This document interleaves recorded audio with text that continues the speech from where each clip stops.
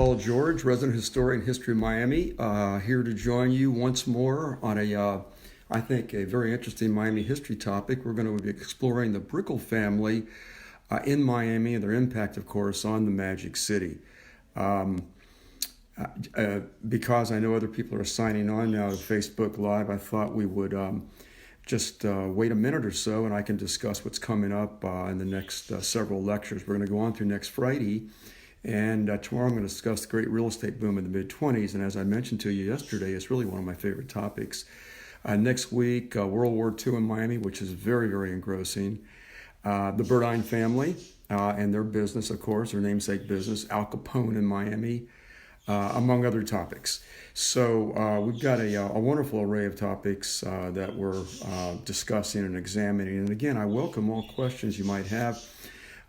You could post them at the end or during the lecture, and what I'll do is I'll save about 5 minutes at the end. We'll go about 20 minutes at the most, and then I'll save about 5 minutes for answering any questions you all might have. But it's a great topic to be discussing the Brickell family. That's what I wanted to talk about now. And let's go back, I guess, more or less to the beginning, and that is Bill and Mary Brickell. Mary Bulmer. Her maiden name came from England, moved to Australia. There she met Bill in the middle years of the 1800s. Bill Brickell, born in Steubenville, Ohio in 1825, somewhat of a soldier of fortune, moved around a lot, was in all likelihood at the gold rush in California in the late 1840s, and would move on by the 1850s to Australia, which had its own gold rush. And there he ran a rooming house, a coach service, sort of a general store in addition to all those. And he met Mary there. And they had a long courtship and relationship until they married in 1862. And soon after that, they decided to come to America. Of course, that was Bill's home country. And they settled in Ohio. And as time went on, I think that, among other things, Mary kind of tired of those long, cold winters in Ohio, and they began to look for maybe warmer climes. At one point, they were considering a place in Georgia. But as it turned out, they would move down to the Miami River. Bill came with, among others, Ephraim Sturtevant, who was the father of Julia Tuttle. There's a wonderful Cleveland connection in early Miami history. And you can see that these were two of the prime forces in the early development of Miami, in particular Julia Tuttle, in conjunction with the Brickels. So they came down on a very propitious time, I guess, New Year's Day of 1871. Brickell had already purchased some land on the south bank of the river near the mouth, and he began to build there a home for his family, which he would then bring down toward, or I should say a little bit later on in the year 1871. And by then, he'd already had a falling out with Ephraim Sturtevant. Bill Brickell, to put it mildly, was a hard person to get along with, cantankerous, iconoclastic, and all those wonderful descriptions. And it was over goods and services that Sturtevant maintained that Brickell owed him, and Brickell just wasn't forthcoming with them. Whatever the case was, the Brickels did settle in then along the south bank of the Miami River, and very quickly they began to amass a lot of land. They would purchase, and Mary worked hand in glove with Bill Brickell in these early years of Miami, and by the 1880s, she had essentially taken over the growing empire, real estate empire of the family. She could just get along with people better, I think, and was very focused, and Bill was, to put it mildly, eccentric by this time in his life. And they would end up purchasing in 1874, this was the basis for their land empire, 4 large tracts of land that were Spanish grant lands known as the donations. 3 were in the Miami area, and a 4th was in Fort Lauderdale. The 3 in the Miami area would take you all the way down to the northern edges of Coconut Grove, and then in part all the way across to the Miami River in the north. The river serpentine shaped in that area. The one in Fort Lauderdale encompassed much of downtown Fort Lauderdale as well as points east, the beautiful area today we've known as the Cauley Hammock neighborhood east of downtown Fort Lauderdale. So they had really launched themselves in the area. Nobody had ever seen anything like this before. The area, of course, was very, very sparsely populated. I think the 1870 census for the entire county which stretched all the way up to the St. Lucie Inlet, held just 70 plus people. So it was a very small place in terms of population, very large in terms of landmass. And the area that they lived in was essentially what we call a subtropical hammock. If you want to get a sense of the way that looked, just visit Simpson Park sometime and look at that hammock growth there. With the exception, of course, of one thing that they had, and that was along the shoreline, there were mangrove trees. And then as you moved inland a little bit, the hammock continued, but now it gave way, the mangroves, to sometimes giant oak trees, gumbo limbo trees, and other sorts of trees and vines and plants. So it was a really beautiful area. The Brickells, in addition to amassing land, early on opened up a trading post, an Indian trading post. And maybe I shouldn't call it Indian trading post, but they happened to be, in all likelihood, the chief clients of the Brickell family. These were dubbed Seminoles. Technically, they were probably Miccosukees. And these were folks who had remained back in the swamp, in the wetlands of the Everglades and Big Cypress, after 2 attempts by the U.S. government in the Second and Third Seminole Wars to move them west to Indian Territory, primarily today's Oklahoma. So you had remnants of that group that traded with the Brickells. And it was an interesting trade at the trading post, which was close to the mouth of the river. On the south bank, the Brickells would, and this was all cash, the Brickells would sell the Indians ammunition, whiskey, ordnance, fabric, beads, and in return, the Indians would sell them venison, otter skins, egret plumes for women's hats, coontie starch used in baking. Very flourishing trade, and that trade, in fact, continued at that trading post right up through the end of the 19th century, and at that point, the Brickells really didn't need that because they were now incredibly land wealthy as Miami began to develop at that time. So I wanted to sort of set the foundation for that. If you look at the purchase that was made in 1874, those 4 large tracts of land that went back to the Spanish and early American periods in the history of Florida, that land was probably somewhere around 3,000 acres, purchased at a cost of about $3,500. Obviously, in today's terms, it's a lot more, but whatever the case, it's a bargain basement sort of total. Now, the Brickells also picked up land, low-cost state land, homesteading land, that is land that they homesteaded when members of the family reached the majority, and that was by virtue of an act passed during the Civil War, 1862, that Homestead Act of that year. And so they really had a lot going for themselves in terms of land. One estimate has it that by the time the railroad entered Miami in 1896, the Brickells possessed, not just in Miami, but in different parts of South Florida, again, including the New River area in Fort Lauderdale, somewhere around 10,000 acres of land. And very wisely, they sat on that land. Of course, it wasn't much of a market for it, but they felt like, they believed that their day would come. The railroad would enter Miami, and that would really elevate the value of that land. So as a result, when the railroad did come to Miami, and the Brickells were very important in bringing the railroad to Miami, we discussed that yesterday in terms primarily of Henry Flagler and Julia Tuttle, but the Brickells, meantime, on the South Bank had offered and given Henry Flagler as an inducement to bring his railroad south from West Palm Beach a tremendous amount of land also, land that extended all the way over to northwest 8th Avenue, for example. It was land they owned on the west side, and along the southwest 11th Street, southeast 15th Road. I'm using the numerical system of 1920, over to the bay itself, north to the river itself. So it was a large swath of land that the Brickells were able to give to Flagler, and it would pay off in time, of course. Also in Fort Lauderdale, much of today's downtown Fort Lauderdale, again, the areas that bracket it, was land that was given to Flagler.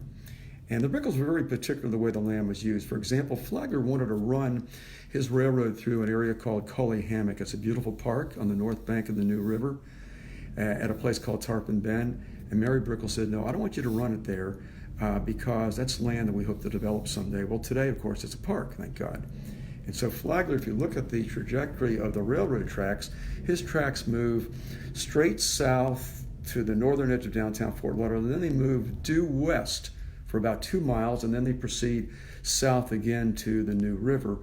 That's specifically because of what Mary Brickell said. Earlier, she had sort of read the Riot Act in a very similar way to Frank Stranahan, who had an overnight camp in that same area of Cully Hammock. So you've got the Brickells then poised for development, and already before that time, this very astute Mary Brickell had hired a gang of men, including a couple of her sons, to carve a path through that hammock from the Miami River down to where it would connect, somewhere around northern Coconut Grove today, to South Bayshore Drive, because she saw that Coconut Grove by the 1880s was already beginning to develop with some very interesting people and people of means and accomplishment. And so she was hoping if she could connect what was already that pathway that we know today, South Bayshore Drive, with her Indian trading post north of there, she could do an additional business with those folks living in Coconut Grove. So that was something else. And in fact, it was that road that would, of course, become today's Brickell Avenue. And she very astutely saw that too. In 1911, she came along. She widened the street to about 100 feet across, and she put a median in the center to give it not only gravitas but beauty, which she dubbed her Central Park, which is kind of a stretch. But look at the way it is today and the way it's developed today. Meantime, the Brickels were leasing, selling, developing, renting land, buildings, what have you. In fact, the two Brickell sons developed apartments by the 1910s on both sides of Southeast 8th Street as it moves east of Brickell Avenue. And those apartments, in fact, remained there until the 1960s and 1970s. The family also had a benefactor streak constraint in them right after Mary Brickell's death, and she died, incidentally, at age 84 in January of 1922. She had put in a full day of work and then succumbed that evening. But they donated in the aftermath of her death a 3.5-acre site known as Brickell Park. It's actually between the First Presbyterian Church and Jorge Perez's Brickell Icon complex. And there's a mausoleum there, and that's where the Brickels buried their dead after they had disinterred them from a garden nearby, and they put them in this mausoleum. Then Maud Brickell, the last of the siblings, who didn't pass away until the beginning of the 1960s, she then had the bodies moved over to the Woodlawn Park Cemetery. We at History Miami, I in particular, as a representative of History Miami, conduct a tour of the Woodlawn Park Cemetery, and we do visit the Brickell vaults in the Woodlawn Park Cemetery. Mary was a great planner. She created one of 3 millionaires' rows in the greater Miami area. That would be specifically the area from Southeast 15th Road along Brickell Avenue down into and through Vizcaya, whose northern edges would be somewhere around today's Southwest 32nd Road. She created and developed South Miami Avenue. She developed Southeast Southwest 15th Road as a special diagonal street. She also oversaw planning for, but she wasn't alive really to see it reach fruition, the Great Roads neighborhood. She talked about the Brickell Hammock, for example, which is one of the subdivisions in that. She sold off land in another portion of the Roads neighborhood known as Holloman Park to a man named E.J. Holloman, who began developing that at the time that she was still alive. So there was a lot of vision on the part of the family, in particular Mary Brickell, but also I think her sons were pretty astute working under her. They kind of took things their way too. Alice Brickell, one of her children, was a school teacher up in Lemon City. She was postmistress in terms of the post office, in charge of that for a good while. The family lived in many ways very plain, although they did build a beautiful neoclassical style mansion that stood about where the entranceway is to, again, the Jorge Perez development. I think there's a W complex there within the development, and at that entranceway is where the mansion was. It didn't go down until the early 1960s. Bill Brickell had passed away by 1908, so Mary really carried the ball then for a long time after that, until her passing.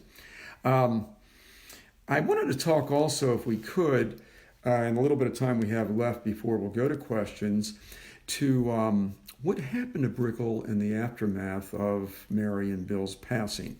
What they had prepared Brickell for was a beautiful neighborhood, primarily of single-family homes, some apartments, and some institutions, such as Miss Harris's School, which had moved itself from Coconut Grove at the end of the 1910s to the Brickell Avenue neighborhood.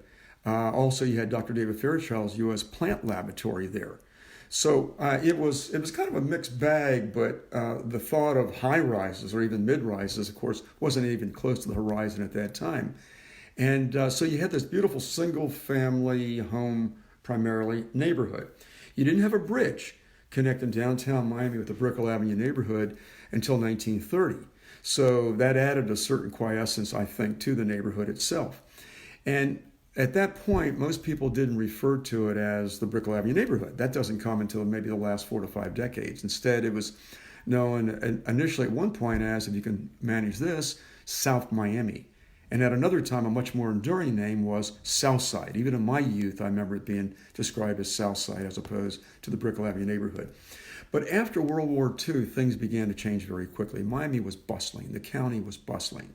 The bridge, of course, had been in already at this point for almost 2 decades. And you begin to see some commercial buildings opening, such as the 550 building in the mid-1950s. In fact, that's where Jim McLemore and his business partner opened up a place called the Brickell Bridge Restaurant. And after a while, would leave that, even though it continued on, they would leave it to open up Burger King on Northwest 36th Street in 1954, near the airport. You also had other buildings that would begin to appear in that area. The Mutual of Omaha building, our version, kind of a nouveau version of the Parthenon. You had Point View, a beautiful neighborhood that developed in 1912. Curvature in the bay in that area. We're talking now around 14th, 13th Streets up to 15th Road. You had, I think, one of the talks of the town of the Miami of the 1960s in 67, 68 was the construction and completion of the Four Ambassadors, a really upscale apartment complex with hotel units there. So things are beginning to change very quickly after the war. The city took advantage, in part because of the prodding of Mayor Maurice Ferre of the EDGE Act, which was a banking act and a commercial act passed in the 1910s, to begin to create by the 1980s in the Brickell Avenue neighborhood a banking center with a lot of international banks there. There was an embassy or two in the area also. So it begins to be sort of a mixed-use neighborhood as time goes on. You should note that the Brickels, in particular Bill Brickell, never got over the fact, though, that Henry Flagler didn't push the development of that area as strongly as he did the north bank of the river. So it developed not only differently, but it developed in some ways more slowly than the north bank, because that's where downtown was, the courts and the major department stores and restaurants and movie theaters and everything else. So we've got the Brickell then of the early post-World War II period, the Brickell, the EDGE Act in terms of a banking center. We begin to see a tremendous explosion in construction in the late 1970s. And there's a new architectural firm that's kind of hooked into all this, and that's Architectonica, only founded in 1977. And they would design some of the most singular buildings of the late 70s, most of which opened in 1981, 82, in that Brickell Avenue neighborhood, like the Imperial, like the Atlantis, and like the Babylon, like the Palace. And you begin to see then Brickell Avenue as a real showcase street. It has moved from what had been a millionaire's row of upscale mansions owned by both visitors as well as locals to something that's much more vertical and with these, really lavish condominiums overlooking Biscayne Bay.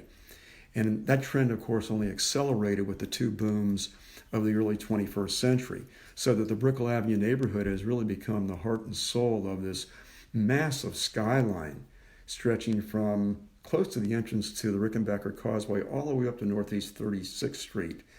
And that skyline now is the third densest in the United States after New York and Chicago. So why don't we leave the story here? It's just about 20 minutes after the hour, and I'd like to try to address any questions that anybody might have. Let's see. I see Cesar Becerra is here, and he's a longtime friend and a very interesting gentleman who was over in Australia in recent years and did some tremendous research on the Brickell family regarding the firstborn from William and Mary Brickell and other very interesting topics. So I'm delighted to see that he's tuned in. Casey Paquette, who operates the Miami History Channel, which incidentally has a podcast of this of a Brickell presentation on it. Casey has tuned in. We're delighted to see him. He's been very helpful.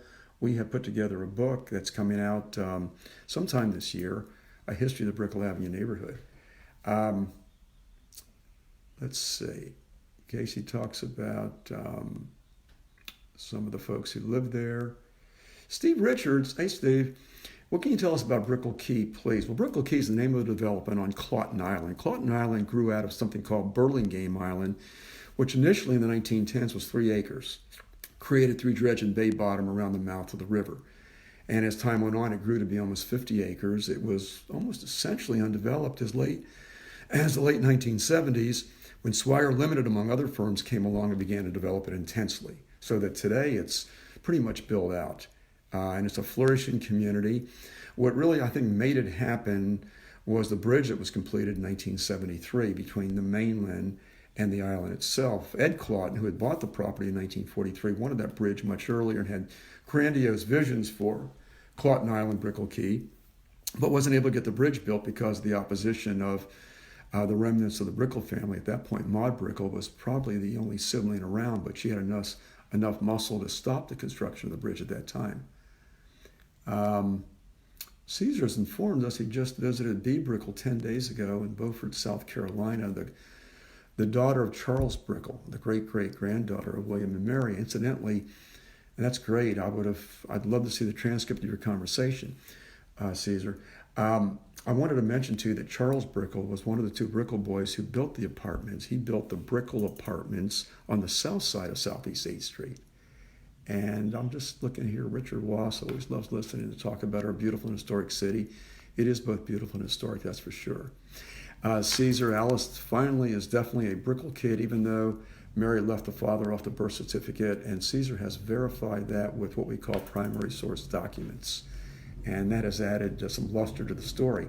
We knew very little about the Brickels, how they met, and the Australian phase of their lives until 2 wonderful genealogists came along in the early 2000s, began to research this topic, these names, and provided an article for Tequesta in the 2007 issue, and I really recommend that to you. We published that about 13 years ago, and it was such an eye-opener to see what was a completely lost page in the story of the Brickell family.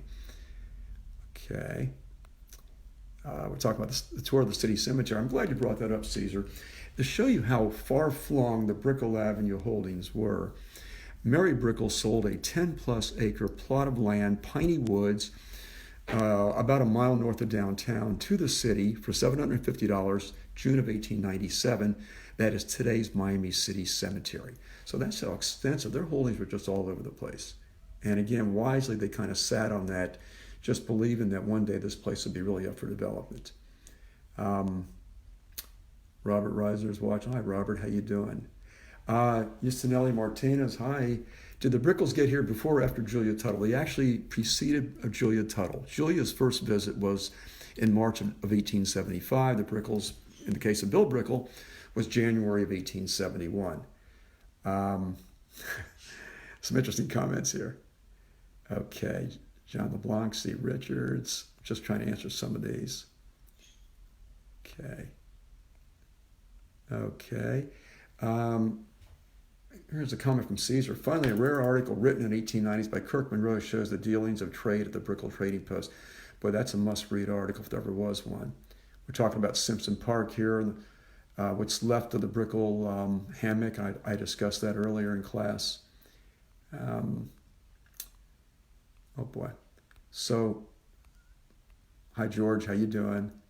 Just kind of going through questions or comments, and that seems to be the range of that, but I'm certainly open to any other questions or comments anybody might have. Let me just scroll all the way down and see if there's some additions to this. I'd love to try to answer whatever you all might have up there. And again, I'm looking forward very much to sharing with you the story of Boom Era Miami. Incidentally, just on a personal note, regarding tomorrow's topic, my dissertation for my PhD in history at Florida State was on criminal justice in Miami, 1896, when the city was incorporated until 1930.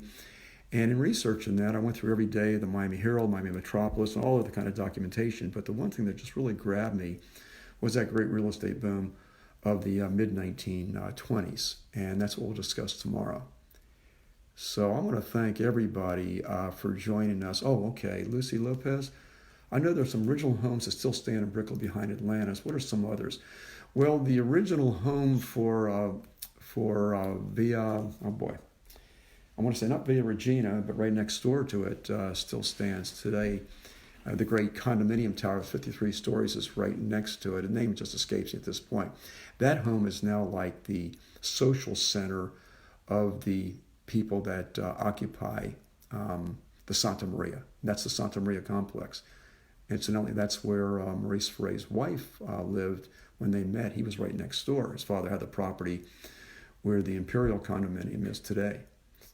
So again, I want to thank everybody very much for joining us today, and please plan to join us tomorrow and all of next week too. And I look forward so much to sharing this with you, as well as to your input. I know HistoryMiami has a lot of other things up on the screen as part of a virtual history presentation, and I would certainly recommend it to you. It's a wonderful place to be, especially at a time like this. So thanks again, and look forward to seeing you again tomorrow. Thank you. Bye-bye.